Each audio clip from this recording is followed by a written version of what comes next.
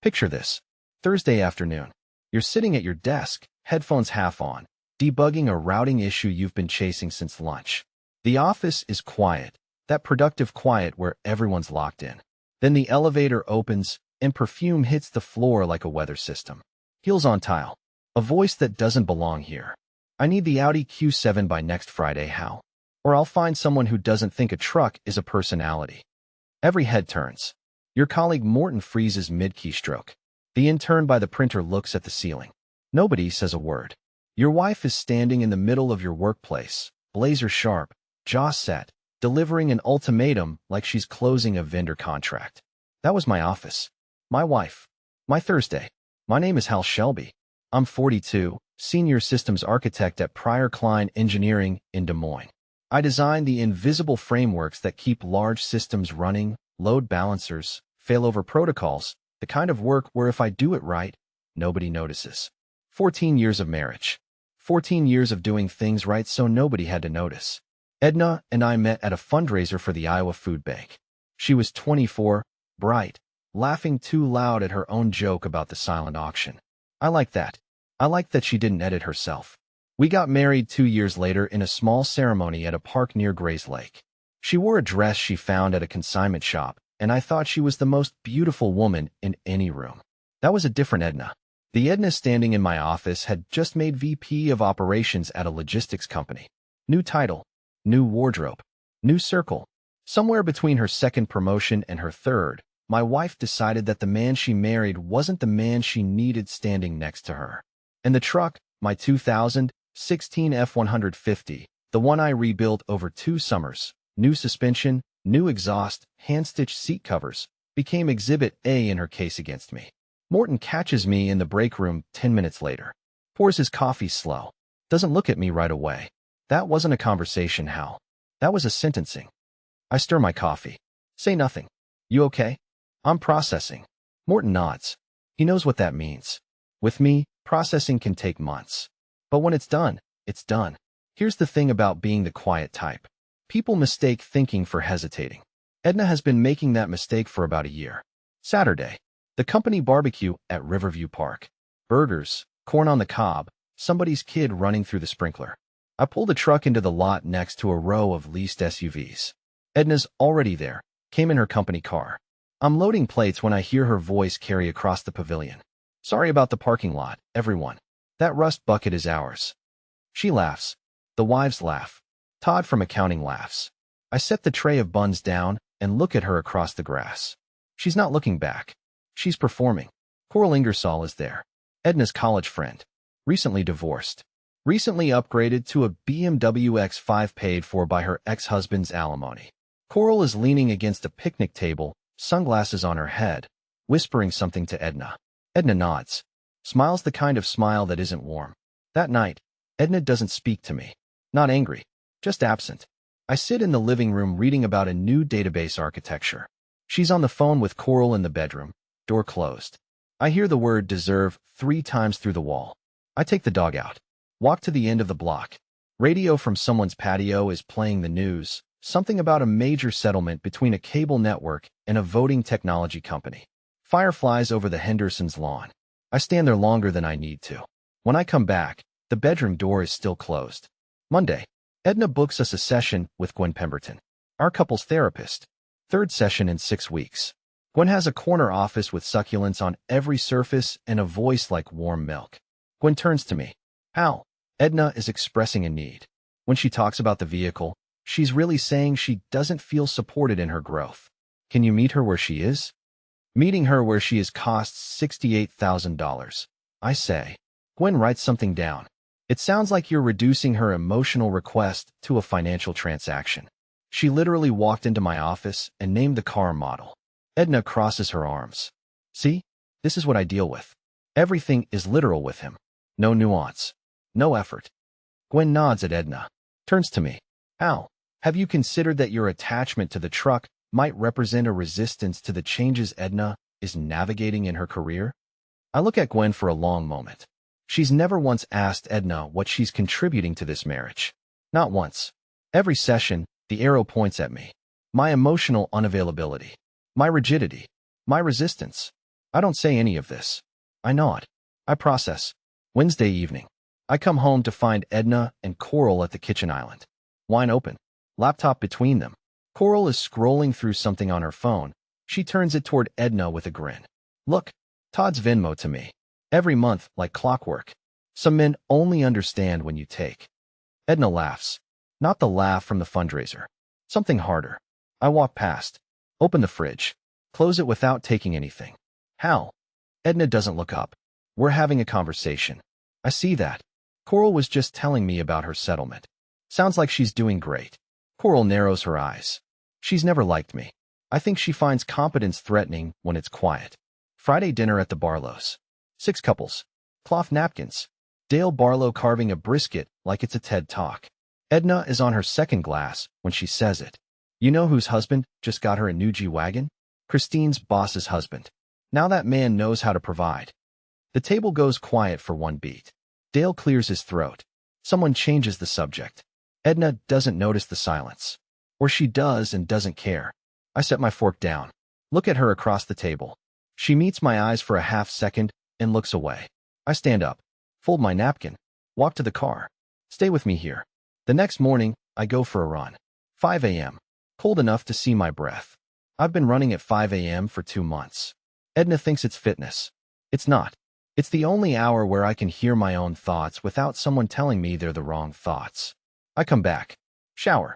Check the mail on my way to the kitchen. There's a Carfax notification. Pre-sale inspection complete for a 2016 Ford F-150. I read it twice. Edna listed my truck for sale. On consignment. Without telling me. My truck. The one I rebuilt bolt by bolt in the garage over 2 summers while she watched Netflix inside.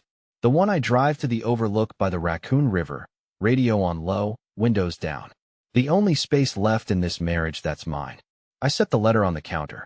Pour coffee. Sit at the table. Edna comes down in her robe. Sees the letter. Doesn't flinch. It's embarrassing, Hal. My VP peers see that thing in our driveway. I'm trying to build something, and you're parked there like a mechanic. You listed my truck for sale. Our truck. We're married. You rebuilt the transmission? You welded the exhaust? Don't be dramatic. I take my coffee and walk outside. She watches me leave and says nothing. That Saturday, Coral throws a birthday party at a restaurant downtown. I don't want to go. Edna insists. 8 people at a long table. Coral at the head, glowing. Edna leans over her risotto and says, Hal has 1 week to figure out the car situation. If not, well, Coral's divorce lawyer is very good. The table laughs. Coral raises her glass. I look at Edna's face for something that says she's joking. Nothing. I set down my fork. Stand up. Walk out of the restaurant into the cool air of Court Avenue. Sit on a bench. Watch people walk past carrying shopping bags and iced coffees. A couple holds hands near the crosswalk. I sit there until my phone buzzes. Edna, you're being childish. I don't respond. Tuesday. I'm at work. Deep in a systems migration. My phone buzzes. Edna, done. Took it to West Side Auto Group. You'll thank me. I stare at the message for a full minute.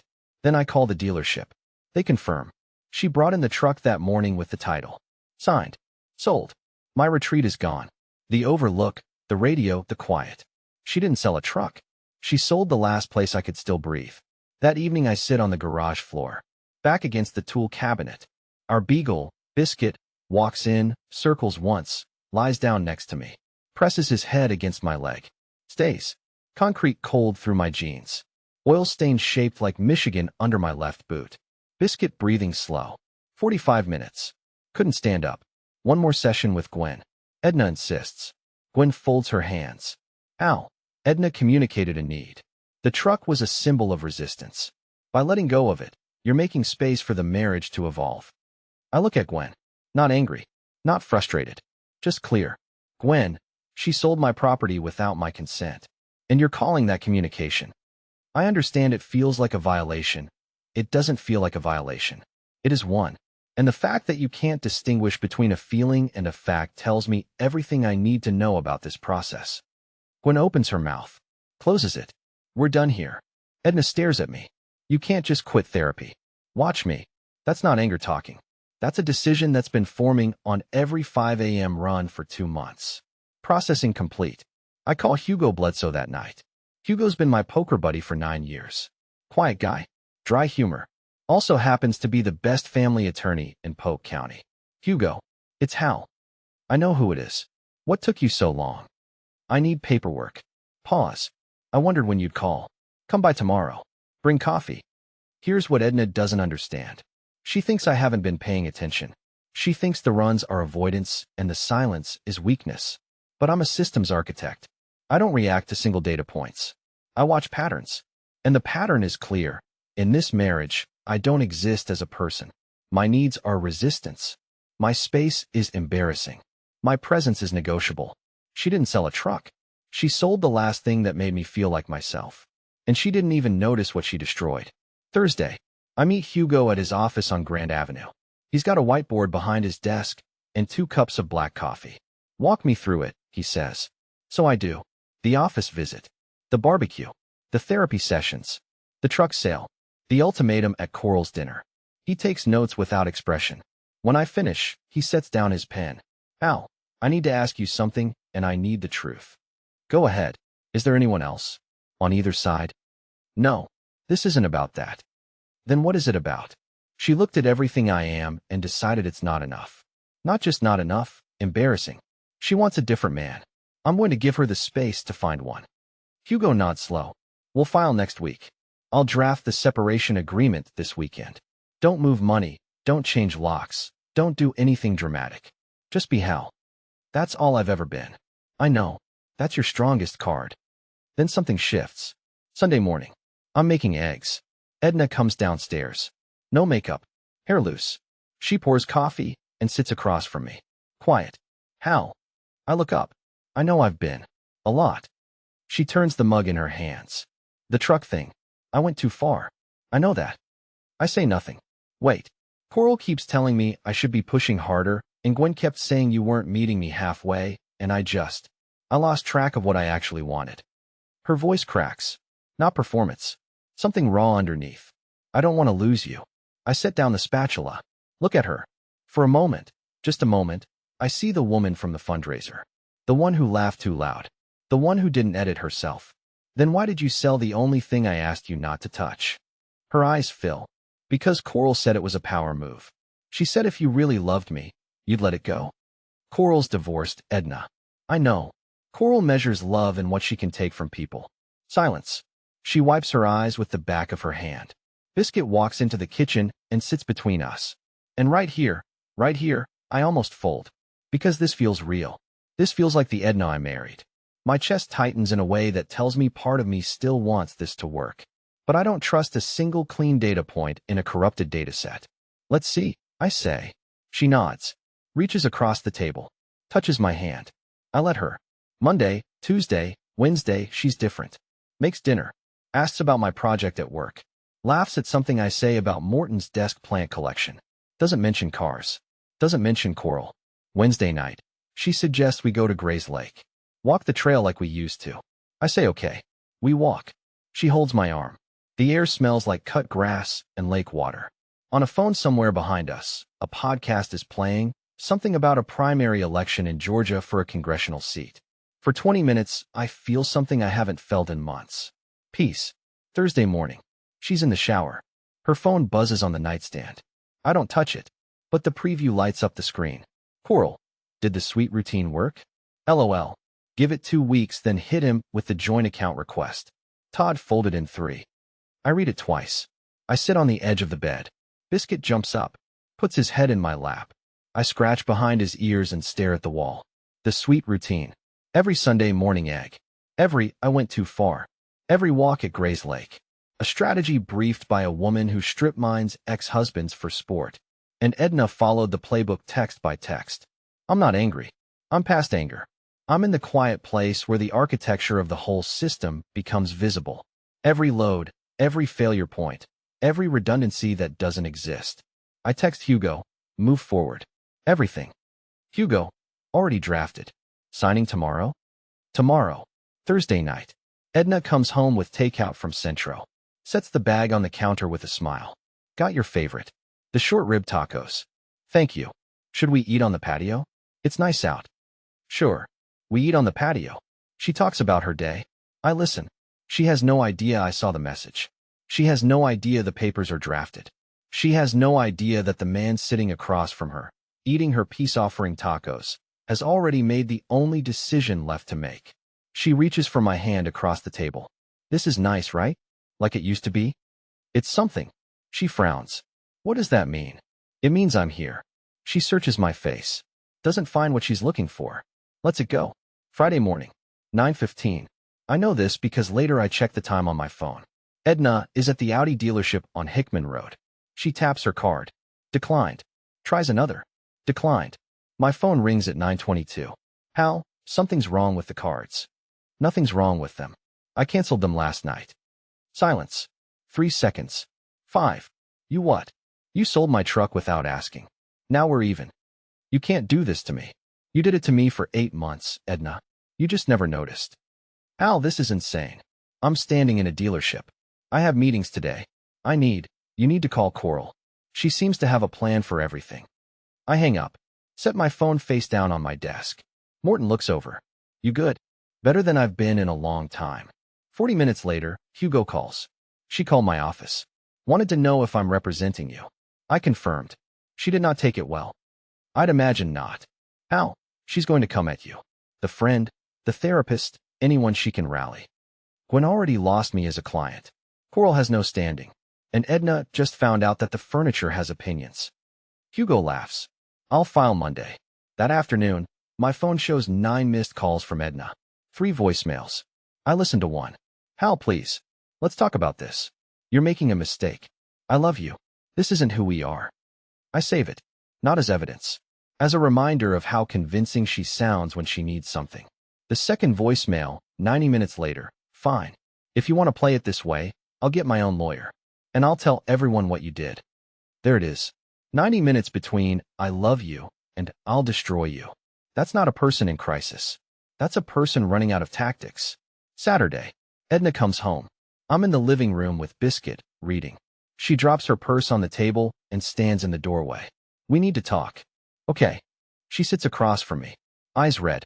Hands shaking. This isn't the VP of operations. This is someone who just realized the ground moved. Why are you doing this?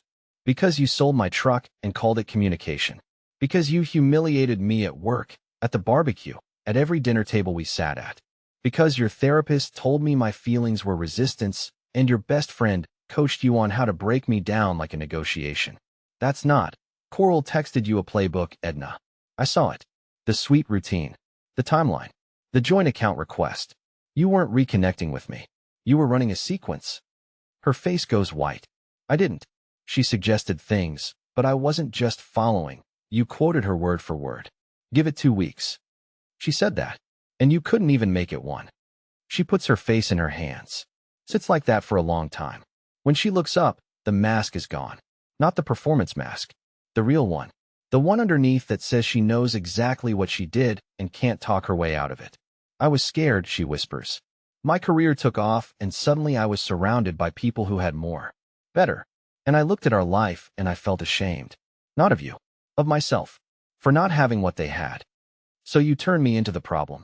Yes. And when I didn't break, you brought in reinforcements. She nods. Tears running. Silent. Coral didn't make you do this, Edna. She gave you permission. But you walked into my office. You stood at that barbecue. You signed the paperwork at that dealership. Those were your choices. I know. You wanted a man who performs. I'm not that man. I build things that work.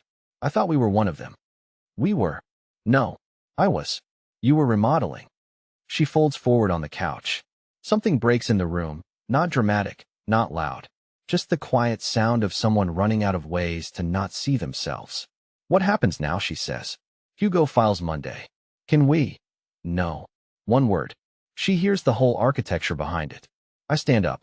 Biscuit follows me to the door. Where are you going? For a drive. Except I can't. Because you sold my truck. That lands like a door closing. She doesn't follow.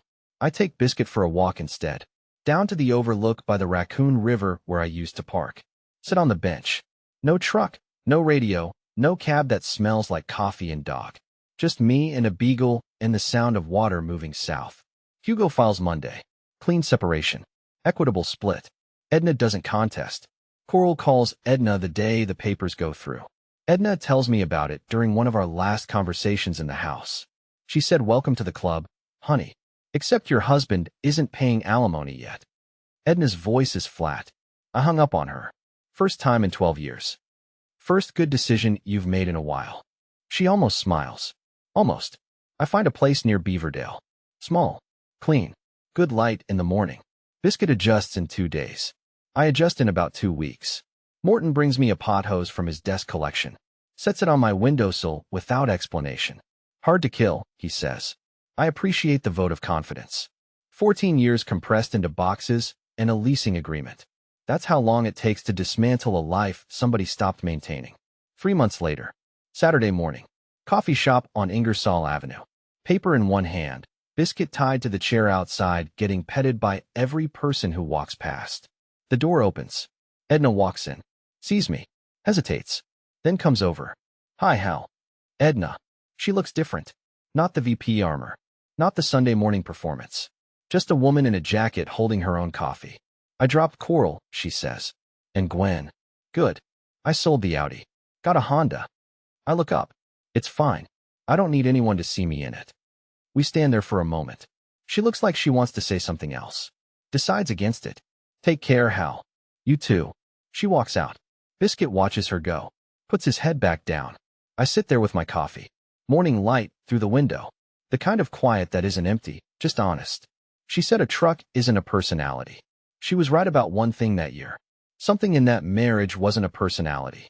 Just wasn't the truck. Dear listeners, that's our ending. If it resonated, subscribe to support the channel. See you next time.